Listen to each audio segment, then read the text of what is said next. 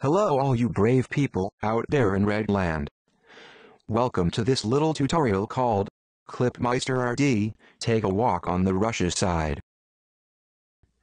We start with scanning the folder of our project for clips.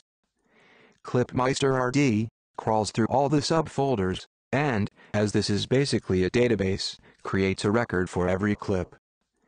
ClipMeister RD reads all metadata that comes with the clip and creates new QuickTime wrappers. Every record has a preview of the first frame of the clip. All metadata is on the right.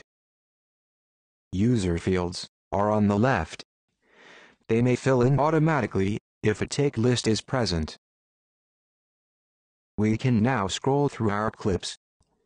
In the buttons bar, we have 4 buttons for navigation. Go to the first record, the last one, the previous, and the next record. A click on a record makes it the active one. We switch to clips for a better overview. The clip list shows the same clips as the rushes, but in another layout. It is very easy to identify groups of clips, like the different takes of the same shot.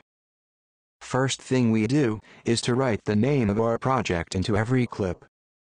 Setting this name for all clips can be done by menu or Command 3. This allows to mix clips from different projects. By clicking on the preview picture, we can hop back and forth between clips and rushes and navigate to the clip that we want to work with. First, let's play the clip in QuickTime. A click on this button opens the clip in resolution M by default. In 4K, resolution M is big enough to examine the clip and small enough to be played at a sufficient frame rate. Defaults can be changed on the settings page. This may vary for other resolutions. Change to your likings. Alternatively, clips can be opened by pressing Command 2.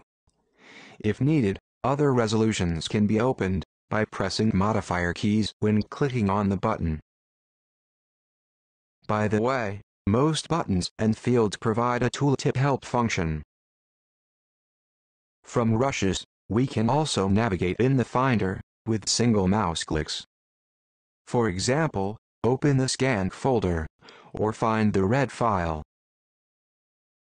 A very useful function of ClipMeister RD is trimming clips before importing them into the editing system.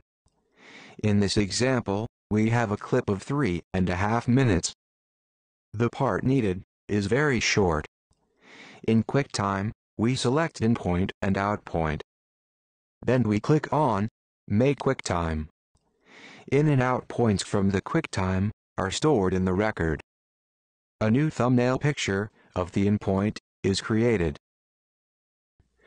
When reopening, selected in and out points are set automatically. QuickTime playback is changed to selection only. An additional QuickTime wrapper with extension T was created in the red files folder. Trimmed exactly to the desired length. We trimmed down from 210 to 6 seconds. Import time into Avid is cut by 97%. We can also switch between the 2 timecodes written by the camera.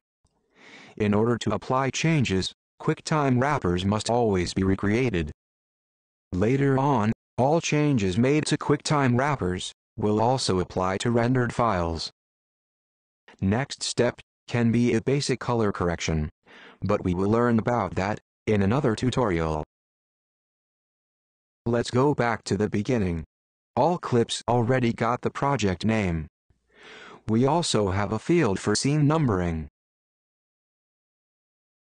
and another one for the description of the scene. A ranking system makes it easy to distinguish good takes from bad ones. If a take list was written within ClipMeister RD, the fields fill in automatically during scan. All this information will be seen by the editor later on in Avid or Final Cut. Next, we deliver our clips to offline editing.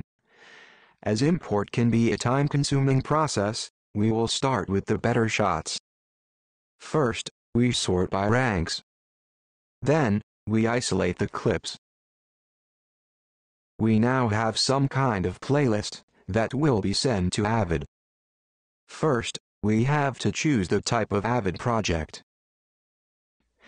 Make QuickTime Offline creates new QuickTime wrappers for our selected, trimmed, and maybe color-corrected clips. In this folder, ClipMeister RD creates new QuickTime references, as well as a batch list and a nail file for batch import into Avid. Both contain additional information for the editor: rank, project, scene, note, and information from red metadata. The batch list file is used in Final Cut.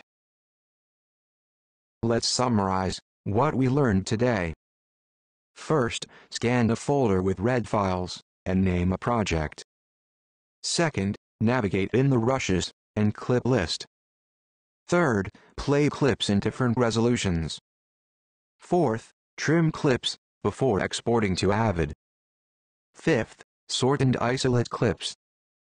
Sixth, create QuickTime references, batch list, and a nail file for batch import into Avid. Thanks for watching and see you next time.